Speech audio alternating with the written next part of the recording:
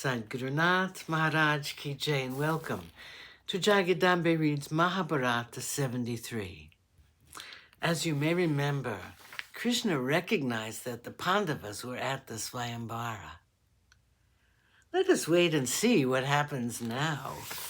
A sweet smile lit up the face of Krishna. It was because he knew that the Pandavas would be living somewhere, that he had forbidden the Yadava clan from competing in the contest. The tournament went on. King after king tried and failed, but some of them very nearly succeeded. Shishupala, for instance, missed the mark by the width of a sesame seed. The bow flung him down. He returned to his seat with disappointment burning his frame. The next person who was also very nearly successful was Jarasandha. He missed the mark by the size of a mustard seed. Duryodhana rose up from his seat. He walked majestically toward the bow. He tried to hit the fish. He missed by the width of a little finger. Shalya missed by the width of a bean seed. All the kings began to lose hope, since the great archers were all unable to hit the target. Radeya now walked toward the stage.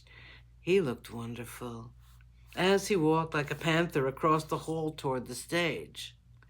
Krishna was looking on with grave concern when he bent the bow and strung it.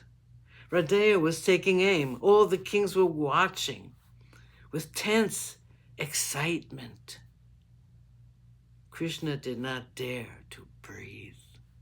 Everyone was sure that he would do it. Now that Arjuna was dead, there was no one equal to Radeya, the disciple of Bhargava. It was a pleasure to watch him bend the bow and string it effortlessly. He took aim and sent the 5 shafts. They missed the mark by just the breadth of a hair. Krishna sighed a great sigh of relief. Silence reigned in the entire hall. No one dared to try after Radeya had failed. Chapter 34, Draupadi's Swayamvara. Like a sudden flame leaping up from a heap of ashes, Arjuna stood up. It was a startling sight. Krishna was waiting for this. He took his brother's hand in his and squeezed it in his excitement.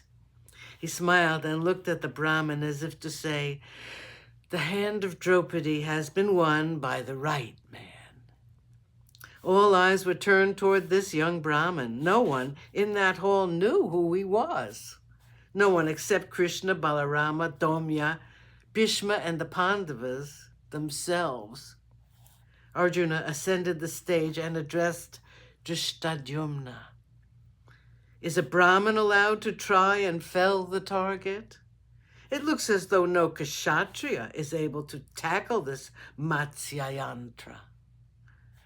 His eyes swept the entire hall with a look half amused and half contemptuous.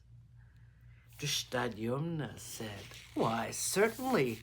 Anyone is at liberty to try, whoever may be, whether he is a Brahmin, a Kshatriya, a Vaishya, or even a Shudra.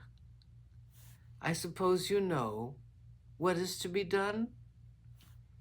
With these 5 arrows, you must fell the fish which is revolving so high up in the ceiling.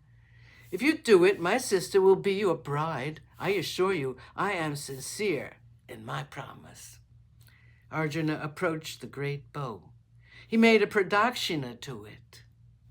He prostrated before it.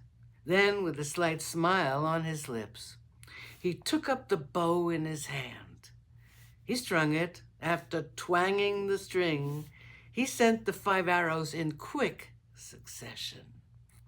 The target was hit in a moment. The Matsya, which had baffled all of them so long, fell on the ground. Sadgurunath Maharaj Ki Jai. Thank you for coming. I hope you come again.